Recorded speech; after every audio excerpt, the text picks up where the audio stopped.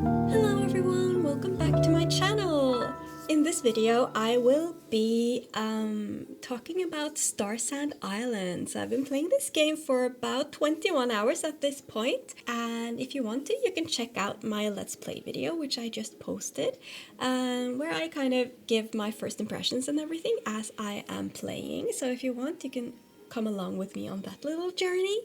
But in this video I just want to kind of mention all the pros and cons that I've found, or like the positives and the negatives of this game as it is in this early access state. Okay, so in no particular order, I want to start with the positive things that I really enjoyed about this game. Okay, so to start, when it comes to character creation, I love that you can completely choose the colors of like skin, hair, eyes, makeup, everything with a color wheel. And even in the wardrobe and the makeup screen, like here, you can choose the color of any wig or any hairstyle that you get. You can completely customize the color to suit your preferences. So if I want to make it like my own in real life, I can just like do this and like a bit of this, and then just desaturate it a little bit. So you can really completely customize all of the hairstyles like this. So now this looks more like my hair in real life, because I really want this to be like a self-insert. So anyway, yeah, even though in the beginning, in the initial character creation, it's very limited, like the hairstyles and the clothes and everything that you get is very, very limited, but you do get a lot of nice hairstyles and clothing early on in the game. So don't worry if you're a bit limited to start with. You're going to get more fun stuff eventually, and I'm really, really excited to get more outfits as I keep playing. And when it comes to building and decorating, as you can see, I have progressed my farm quite a bit. So you start with like a small cabin like this, and then you can expand. So I converted the initial cabin just into the place where I keep all of my equipment.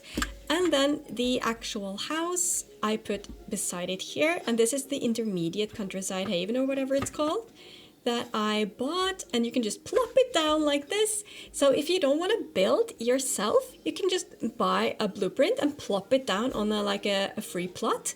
Oops. And there's your house, and then you can just decorate, because I really enjoy decorating, but I do not enjoy building. But even though I don't enjoy building, I have tried a little bit of it, and it is actually very easy and intuitive. Especially the decorating part is so easy to do compared to other games I've tried decorating in. So, and not least fun, so that's a really big plus. And it's also really nice that you can easily switch between controller and mouse and keyboard. Like for example, if I now want to, like now I'm on my controller just from plugging it in. And I can do anything I want here. And then if I want to do the mouse instead, all I have to do is click. And now I'm using the mouse and keyboard. So that's really, really nice. And if I want to change back to my controller, I can just use the controller. And it just seamlessly transitions, and that's so nice, so nice, because in Infinity Nikki, for example, you have to go into the settings and change it up every single time you want to change between them. So since I like to use the controller for running around and like movement and stuff, but I also like to use the mouse for other things like decorating and like things. Like some things are just better with a mouse and keyboard, and some things are better with a controller for me. So I love being able to change so seamlessly. I really like that the quest system is very detailed and with like a step-by-step instructions in every sense. So for example, this one, it shows you on the side what you need to, like on the left-hand side of the screen, it shows you every step you need to do. And here you can easily choose which quest to... Oops, I really need to do this quest. Oh my god, I forgot.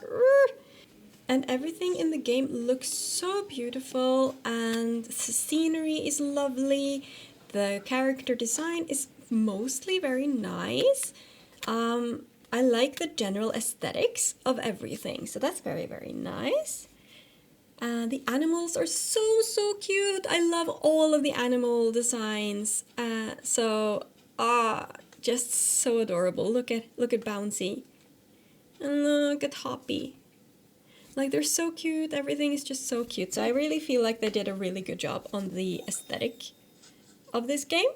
And there's so much to do in this game. Like, there's never a dull moment, and I'm never like stuck thinking what should I do next. And also the combat in this game is actually super easy. So you can see it's actually just there. It's not hard at all. I found like at least not the ones that I've battled so far. So I was really worried about the combat being like hard. Oops, I failed the quest. Oh dear, too late. Anyway, I was really worried that the combat was going to be really hard, but it turned out to be actually very manageable and pretty easy. You can also use the little robots, but I find that I don't use them as much because it's actually pretty easy to just blast them and run out of the way. I think Infinity Nikki really prepared me for combat in this game as well, because it's pretty simple compared to Infinity Nikki, for example. So now let's talk about the cons. Okay, so I really think when it comes to character creation, in the initial character creation that you first get, I think it's really unintuitive that you pick out the outfit before you can customize your appearance. So that's a big negative for me, because if you end up, for example, wearing a really big hat, then you're stuck with that hat when you're choosing the hair in the later step. And then you can't really see the whole hair. So it makes it harder to choose, you know? So make sure, if you haven't played this game yet and you're thinking about trying, make sure when you get to the character creation, you don't choose an outfit in the beginning where you choose like a hat that would cover your hair and make it hard to customize. So just bear that in mind. I also do think, I mentioned this before, but I do think that the initial character customization for hair and the outfit is too limited in options. There should be more initial options than just like a couple of outfits or like a few outfits. It was a little off-putting in the beginning, even though you do get very nice outfits later on like this. It was still a bit of a bummer for me personally. And also when it comes to cutscenes, the voice acting, they do say that it's voice acted, but it's very rudimentary and incomplete. And also the volume of the voices especially is too low in certain cutscenes. So I hope they will fix this eventually. It does feel a little bit unfinished when it comes to characters in general. Yes, when it comes to NPCs in general, I do feel like there's a lot of work left to do on these ones to make them kind of feel alive, because they do feel kind of flat as they are right now. And I also think that a lot of the character design is very similar, especially on the guys. Like Graminova, Aurelis, Zaveria, all of these have the kind of same face, like especially Zaveria and Aurelis. Tell me they're not like basically the same person, just with different hair, you know? So Delphin is the only one that kind of looks a little bit different and a little bit like tan. But other than that, all of them are really, really white and really, really like the same-ish vibe. I really wish we had more options when it came to NPCs, because eventually when the full game releases, we are going to be able to romance them. I don't really feel like I like any of these ones yet.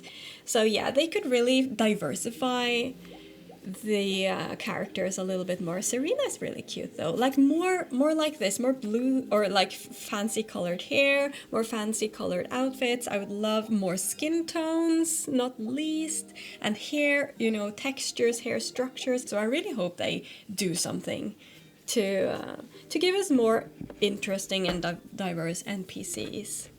As for how well it runs, like in the beginning at least, it didn't run too well, even on this desktop PC that I'm using, which is strong enough to run Nikki, Infinity Nikki, you know, which is a really high or demanding game. And it didn't run very well. The loading times are still very long, especially for some reason on this computer, which is like the best computer.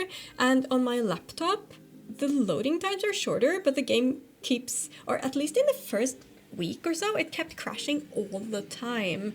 This has fortunately gotten better. Now it doesn't really crash anymore, so I think that was kind of something that they were able to fix, and it now does seem more optimized for my gaming laptop. But yeah, it might be a bit annoying if you don't like long loading times when opening the game or when teleporting. As you can see, even just teleporting from one place to another here while I'm talking, it does take a long time. So if you're a bit impatient, then maybe wait until the game is a little bit better optimized, because I do hope this will get better eventually. But yeah, that's another thing that I find a little bit annoying, just having to wait for a really long time, as you can see, between loading screens or in loading screens. Another thing to keep in mind is if you choose to customize your controller, like if you use a controller, especially for me, I use a PlayStation DualSense controller. And if you choose to customize your controller button mapping, the game doesn't automatically necessarily acknowledge your custom buttons when giving in-game instructions. Because I did change some of these button mappings to be more intuitive to me, because I'm used to other games like Infinity Nikki. So I need the jump button, for example, to be the X button. Okay, so for example, when I want to use my skates, I do press it says press R1 to skate, and I do that, and it does do that, but then it says that accelerate is R1 when it's actually R2, for example. And the jump button is X, and it's not the O button, which is the open phone button, you know? So it's a little bit annoying at first that the game tells you to press something and it actually is another button that you're supposed to press. Woo! So like this. So it does not necessarily translate well if you do customize your controller button mapping. This doesn't necessarily translate into the in-game instructions.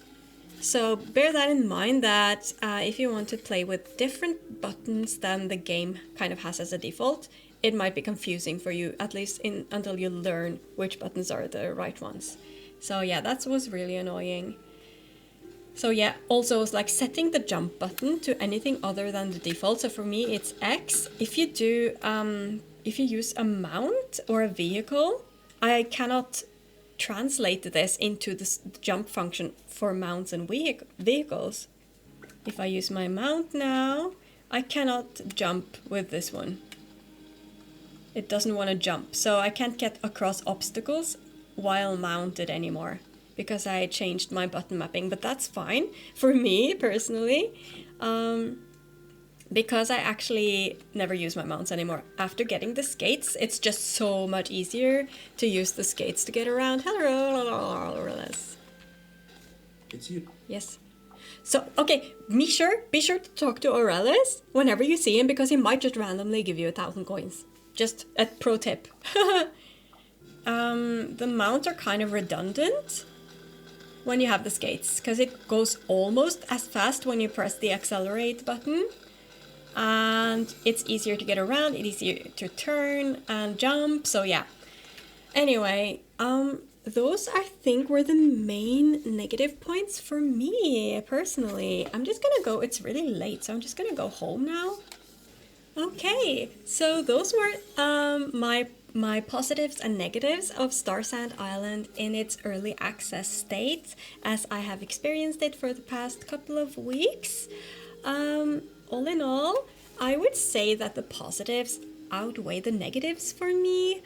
I do enjoy the whole gameplay loop. I enjoy my little farm. I enjoy doing the little quests. So yeah, I am really in love with this game, even though it does have its downsides. Oh, it's a rainy day. On rainy days, you don't need to water your crops, so that's nice. So yeah, I would say a solid game. It's definitely still early access though, and that's noticeable. But I would also say because it is an early access game, don't judge it too harshly, because it is in early access for a reason, because the developers probably want people's feedback, and to be able to develop the game to its like full potential before it launches. So I really hope they will use these months now before the full release in the summer to make the improvements necessary, and to just make it smoother, like a smooth gameplay experience. And maybe also, if I could say one more thing that is kind of something I would wish for in this game, other than NPCs that are a little bit more three-dimensional and diverse, I would also like a story, like a main story, because this game doesn't really have a story. It's basically just have your farm and improve your farm. So it's a farm sim, basically. It's not really doesn't really have a base storyline that you go through, at least not as far as I have noticed. So yeah, that's something I would wish for. So I hope they kind of implement that in before the full release, along with kind of romanceable NPCs and multiplayer. So yeah, those are my thoughts on this game. Let me know if you agree, or if you have other things that you really that you would really like to see, or that you have thought of while playing. So yeah, let me know in the comments, and thank you so much for watching, and I will see you in my next video, which will probably be an Infinity Nikki video.